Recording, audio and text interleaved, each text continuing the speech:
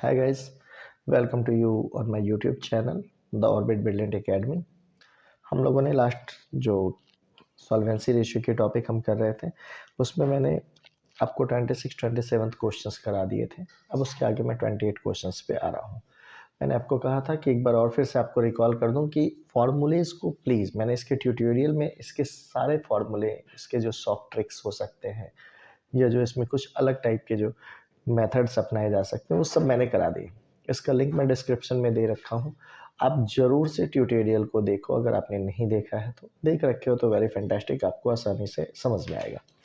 अब question number 28 में हम आ गए हैं। 28 में क्वेश्चन में इन्होंने दिया, आपसे बोला ये सारे डिटेल्स बैलेंस शीट के दे रखे हैं। आपसे बोला calculate ratio indicating the long term and short term financial position. ये नहीं पूछा कि निकालना क्या है। अब एग्जाम में हमारे पास आंसर थोड़ी होंगे, हमारे पास तो बस ये लाइन दिया कि long term and short term financial position. तो याद होगा जब हम लिक्विडिटी रेशियो कर रहे थे तो मैंने बताया था जो हमारा करंट रेशियो है वो शॉर्ट टर्म फाइनेंशियल पोजीशन को दिखाता है। तो हमारे पास शॉर्ट टर्म फाइनेंशियल पोजीशन यानी ये करंट रेशियो के काम आ रहा है। और लॉन्ग टर्म फाइनेंशियल पोजीशंस क्या होता है, तो ये हमारा डेब्ट इक्विटी रेशियो से पता चलता है। यानी हमें निकालना क्या है, डेब्ट इक्विटी रेशियो भी निकालना है और करंट रेशियो भी निकालना है। ओके, चलो तो अब हम स्टार्ट करते हैं क्वेश्चंस। डेब्ट इक्विटी रेशियो और करंट रेशियो के क्वेश्चंस को हम कवर करेंगे, ठीक है बेटा। अब देखो, तो अब यहाँ पे हमें क्या निकालना है, लॉन्ग टर्म फाइनेंशियल पोजीशन। मैंने बताया लॉन्ग टर्म फाइनेंशियल पोजीशन यानी डेब्ट इक्विटी रेशियो। अब डेब्ट इक्विटी रेशियो बराबर क्या होता है, डेब्ट अपॉन में इक्विटी। ठीक है, तो डेप्ट के लिए हमारे पास क्या क्या आइटम्स दे रखे थे, चलो हम क्वेश्चन आपको साथ साथ रिफ्लेक्ट भी करते हैं। ठीक है, तो क्वेश्चन आपको रिफ्लेक्ट हो रहा है। डेप्ट के लिए हमारे पास क्या क्या दे रखा है, तो लॉन्ग टर्म लोन दे रखा है 10% लॉन्ग टर्म लोन, साइड में आपको शो हो रहा होगा। ठीक है, और यहाँ पे पब्लिक डिपॉजिट भी दे रखा है। तो ये दोनों हमारे क्या है, लॉन्ग टर्म डेप्ट है। तो हमने वही लॉन्ग टर्म लोन्स और पब्लिक डिपॉजिट जो है इसको हम डाल दिए। तो लॉन्ग टर्म जो लोन है हमारे पास 10% वाले 40 लाख के थे वो डाल दिया, पब्लिक डिपॉजिट 10 लाख के थे वो डाल दिया, टोटल 50 लाख ही आ गया। अब इक्विटी यानी शेयर होल्डर फंड निकालना है। शेयर होल्डर फंड के लिए मैंने आपको क्या बताया, हमारे पास शेयर कैपिटल हो एंड रिजर्व एंड सरप्लस चाहिए। तो शेयर कैपिटल थे 10 लाख, वो हमने डाल दिया। रिजर्व एंड सरप्लस 15 लाख दे रखे थे वो डाल दिया। अब आप कहोगे एक चीज़ और, क्वेश्चन में आपको रिफ्लेक्ट हो रहा होगा कि जनरल रिजर्व भी दे रखा है। जनरल रिजर्व है, अब बोलोगे जनरल रिजर्व क्यों नहीं ले रहा, तो मैंने आपको टॉपिक जब ट्यूटोरियल में बताया कि रिजर्व एंड सरप्लस के अंदर ही जनरल रिजर्व होता है, कैपिटल रिजर्व होता है, सिक्योरिटी प्रीमियम होते हैं।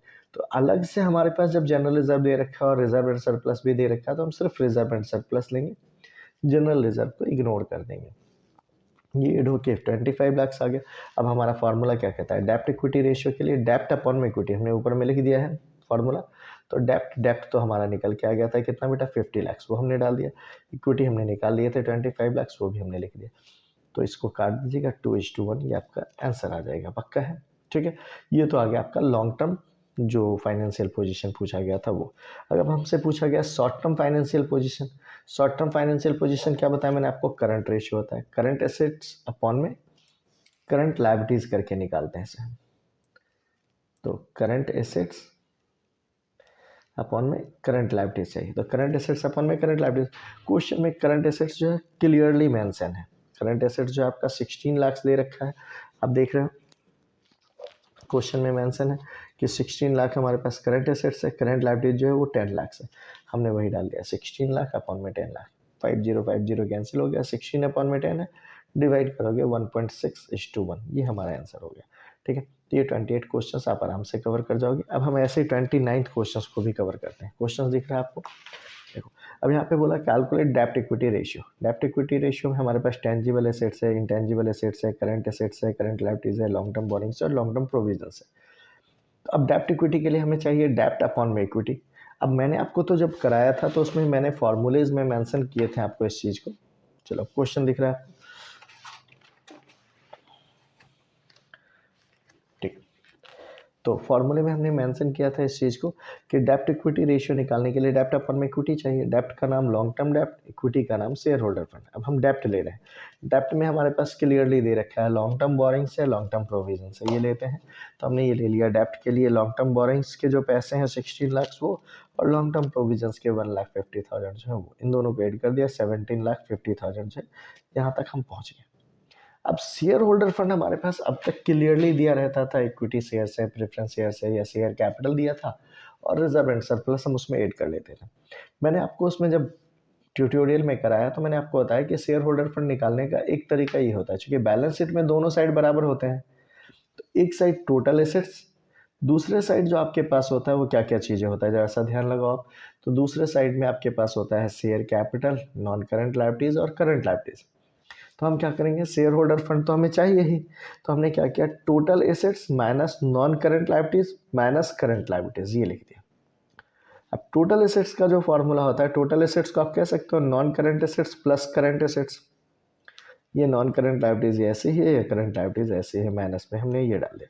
अब नॉन करंट एसेट्स आपके पास दे रखा है टेंजिबल और इंटेंजिबल के नाम से, तो हमने इन दोनों को ले लिया। टेंजिबल 24,50,000, इंटेंजिबल एसेट्स भी नॉन करंट ही होते हैं, 3 लाख रुपये। ये करंट एसेट्स आपके पास दे रखा है 3,34,000, हमने वो डाल दिया।